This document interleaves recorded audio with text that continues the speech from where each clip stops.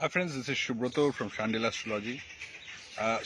Basically, I'm bringing this video on a unique topic that I had just been inquired about. The root of all evil, to say. I'm going to speak about this topic in English, as many of you and many of my audiences and my clients have asked for an English video, because there are some of the international clients who are not very equipped with the Hindi language. So anyway, I'm making this video in English, so please bear with me, and I hope you understand.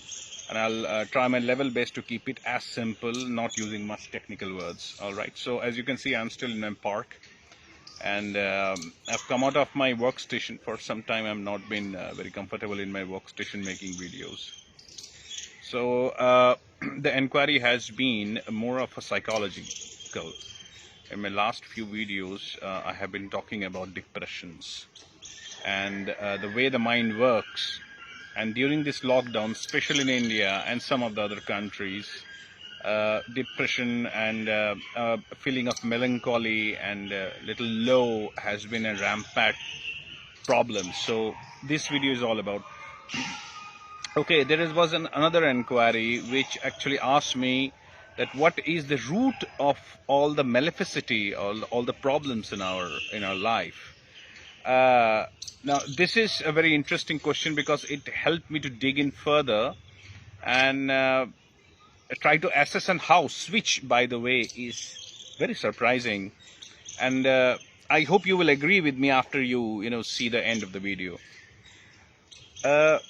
A house which has been in the textbooks and other orthodox astrology, the house number 2, or the second cusp.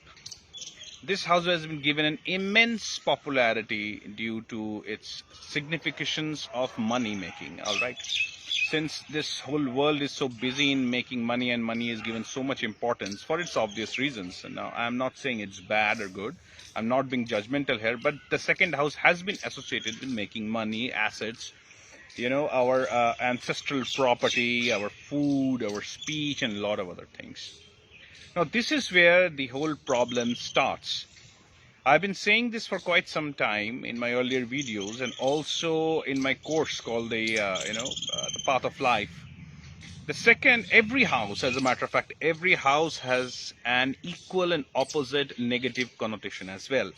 Most of the textbooks have all the positive significance, but they ignore the negative significations, which will have a profound effect in our lives when we are weak, when we are down, when the circumstances are all going against us.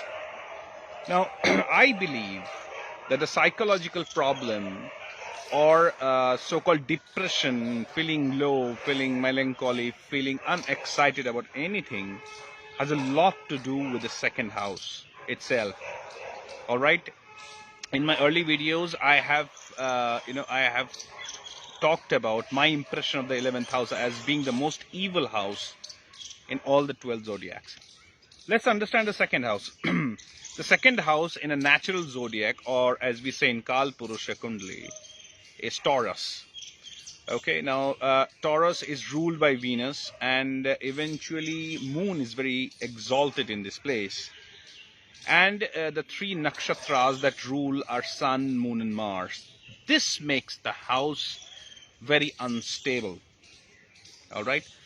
Now, the second house is the house of our subconscious, deep down conditioning that we have got from our childhood, from where the evil or the roots of all our problems lie.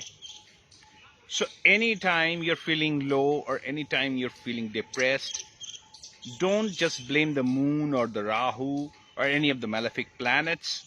The root cause is the second house. You need to understand your second house, the lord of the second house, the malefic planets aspecting the second house, the cuspal lords and sublords of the second house. Now, anytime when the second house lord, or the second house itself, more of a lord, comes into any malefic aspect, like the aspect of Mars, or the aspect of, let's say, Moon, because Moon is not a very good planet per se. There are a lot of textbooks in which moon has given the connotation of mother and all that stuff. Now, I don't agree with them because moon is very, very, very unstable.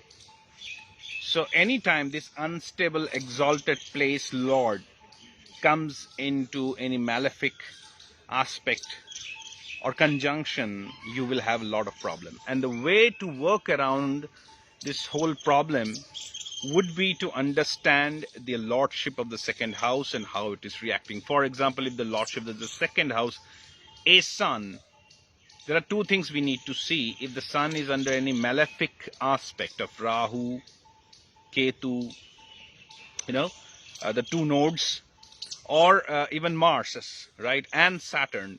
Now, I'm not too sure about Saturn because if it comes into aspect of Saturn, it generally gives very materialistic advantages. But if Rahu grips it or the Ketu grips it, you're going to feel a lot of pain in your life. Because we have to understand the 8th house, the most evil house, as per some text, which I also kind of believe is the evil house, is also 7th to the 2nd. So, there are two key things we need to understand. First is the lordship. So, let's say you have your second lord is sun, and the sun is creating problems in your life. So first thing you have to see, or the remedial would be to take care of the sun. Now, sun, if it is getting heated by Mars, you need to check your ego. You need to check your speech. You need to lie low. Now, if the sun is drowning in water, now this is the time to upregulate the sun through various other remedial measures, which are very easy to do. Okay. Now, the second thing is about the 8th house or the 8th lord. Whenever the 8th lord is in a bad condition, or whenever the 8th lord is not very strong, or is weak, and somehow it gets associated with the second house, you're going to feel the pain. Now, this is again something you need to understand, that if the 8th, if for the remedial part, you need to understand the 8th lord and do something exactly opposite the 8th lord. All right. So it's a very tricky situation. So generally, what I would say is that is why you would find that a lot of people who go into depression or are feeling low starts eating food, because second house is food, right? So the key again is not to strengthen your second house.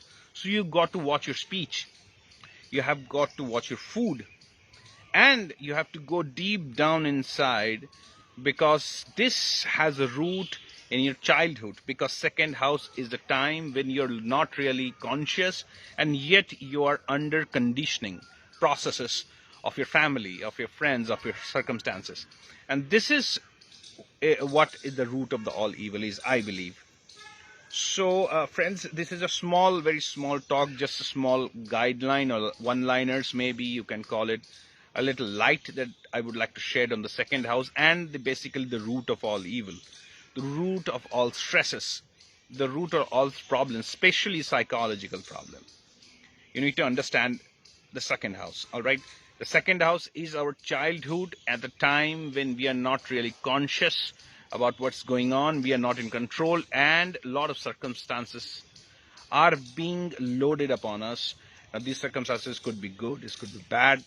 There's nothing but good and bad anyway, because every good has a bad aspect to it, every good has a bad, every bad has a good aspect to it.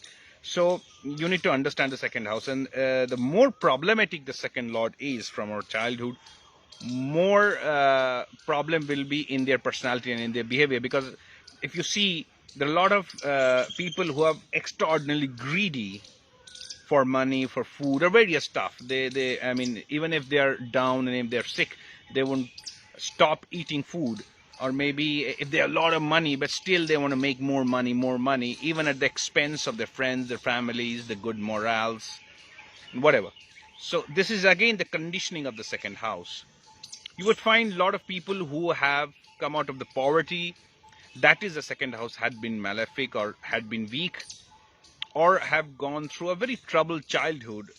They will always have problem whenever the second lord comes into bad aspect. So a very important and so-called textbook good house is not exactly very good. You need to watch out. So whenever somebody says your second lord is great, your second lord, you're going to make a lot of money, your red flag should rise. You should have a warning bell, because with that second house strength is going to come a lot of second house evils. So whenever you have a good second house, or the strength is coming into your second house due to the aspects of Jupiter or any of the benefic planets, you need to really shut down yourself, go into meditation, or go into some sort of meditation camps or past life regression or something like that, and take a very deep hard look at your childhood and your memories, your pent up memories in your subconscious, which is actually may give you lot of things that you don't understand. But if you are really quiet and you're going to meditation, or you have a good counselor or a good friend who helps you to go deep down, you will find that this second house circumstances in your childhood has created these kind of problems. So that's all, folks. That's all I wanted to talk to you about. So don't, in astrology, nothing is absolutely good or evil, and especially the good ones, the good houses, 11th house, second. I'm going to talk about the 4th house, one of the most evil houses, again, equal in par with the 11th house. All right, the 4th house. I'm going to talk about it later. So whenever there is a good houses coming here, good houses strength, be very careful how you tread and how you manage your life. Be very careful. All right, so be in peace and God bless, and my salutation to my guru, my Babe, and Lord Ravana, the greatest Pandit of astrology. Thank you.